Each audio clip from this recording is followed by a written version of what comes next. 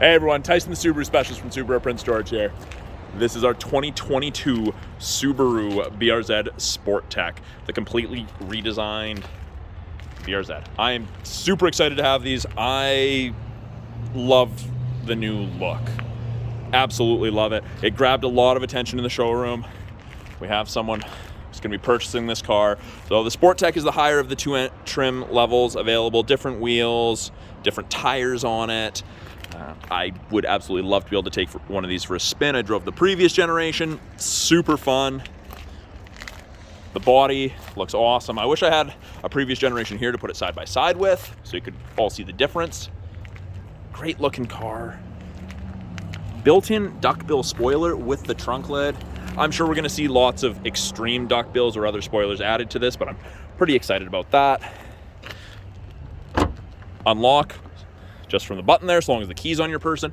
Sizable trunk. I mean, I know that the trunk isn't going to be the focus when you're buying a car like this, but still being able to fit a bag for a weekend getaway, that kind of thing, is important. And they still have the glow-in-the-dark trunk release for if you were to toss someone in the back here. You'd have to be a fairly small human to fit in the back, but it's still there.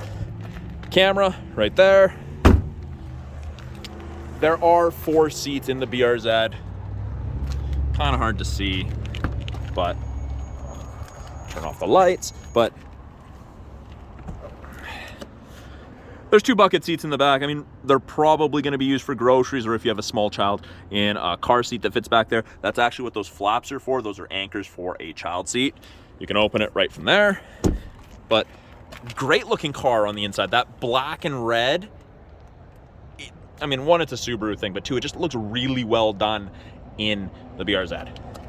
On the door, bottle holder, I guess what you're going to use to close the handle, power windows, locks, mirrors, as you'd expect. And when you open the door, the window goes down, so when you close it, it goes back up. Pretty standard thing with the BRZ. Again, it's the small things with this car. This one is the 6-speed manual, and I'm going to hop into it here in a second. It is just a little bit low for someone of my height to get in. There we are. They have changed the gauges, the display, a little bit from the previous generation. So to start it, depress the brake and clutch, and then press the start button, which is just down here, as long as the key's in. Put it in neutral.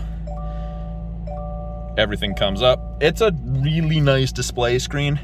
You've got a lot of adjustability with it, changing all of the gauges.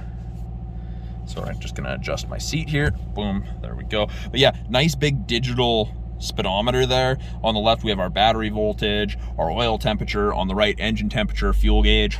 That little blue light right there, that's your thermostat. It's essentially saying, hey, don't drive me hard, I'm not warm yet. Really easy to read. Then if you wanna make any adjustments, they're just from this button right here.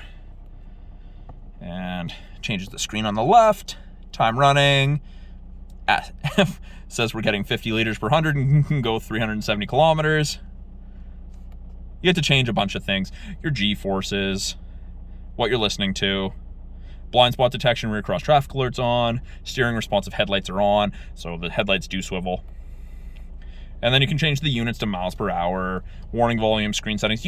Again, a lot of adjustability in this car, which is very, very cool.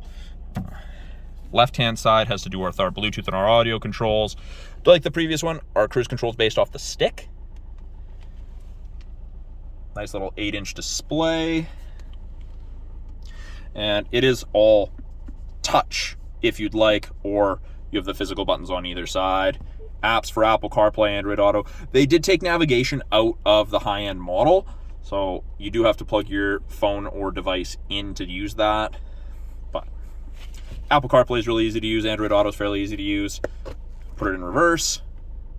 Backup camera pops up. Does show you kind of the top of the bumper so you have something to relate to. Now, with this for reverse, just like the previous one, it is the collar all the way to the left and up. Unlike the other Subarus, which is typically up, over, and down to the right. Climate controls. Buttons to turn on. Now, it is dual zone, and it ranges from 15 on the low side all the way up to 30 well, 29 up, I'm going to say high as 30, but easy to use, easy to adjust all of the airflow settings. It's a little bit different because it's that Toyota Subaru hybrid.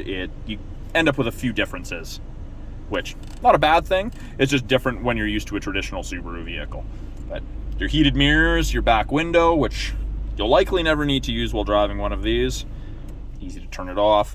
Yeah, the 6-speed, close, manual transmission. I'm so excited to eventually try one of these. And then down here, traction control, and then track mode. So when I turn off traction control, it says traction off. It doesn't actually give you the little icon like lots of the Subarus. And then when I press track mode, press and hold track mode, everything goes off, changes your digital speedometer to show you your digital tach. And then of course down at the bottom there's that. So the whole digital dash is a very, very cool idea and gives you a lot of adjustability. It's just figuring out what is going to be best for you as a driver. And then to turn off track mode, it's just a press. To activate track, press and hold. Or if you just press regular traction control off or vehicle dynamic control off, it deactivates track mode. Heated seats, again, only in the high-end model. They have taken them out of the entry-level model, but what do you do? And then this is the one complaint that I've actually read about the BRZ so far, the cup holders. So your USBs, your auxiliary are in here, and your cup holders, which while you're cruising, you kind of, if you only have one hand on the wheel, your left hand, you don't really have an armrest if you have cups in there. So I can see how that would become a little uncomfortable, but at the end of the day, it's there. They had to make do with the space that they have. I think it's going to be very, very handy. Like, look at all these little red details, stitching details. It's a phenomenal looking car inside and out. And I'm actually going to give you guys a peek under the hood here. So just like the previous one, it's a pull handle down here on the side. Most of the Subarus are up here. This is down here. We've got our trunk release and then our brightness for our gauges. And that's something that I noticed. They did these circle style vents for the outer two climate control vents. And then in the center here, we end up with those more traditional rectangular ones, which not a bad thing, just different than every other Subaru that we have. Still shows what doors open. Such a low car. I am very excited to see what people do with these. I'm sure that they're already working on body kits and such for them. So bottom, right to left and lift. And very similar looking engine bay to the previous generation. Very, very well laid out. Lots of room in this. Of course, the D45 Boxer, Toyota, Subaru combo. I actually kind of think it looks like the engine cover along with the intake kind of looks like a face hugger from Alien. Was the first thought that came into my head when I saw it. A little different. So yeah, guys, that's a brief overview of the 2022 Subaru BRZ Sport-Tech. I'm Tyson, the Subaru Specialist. Talk to you guys soon.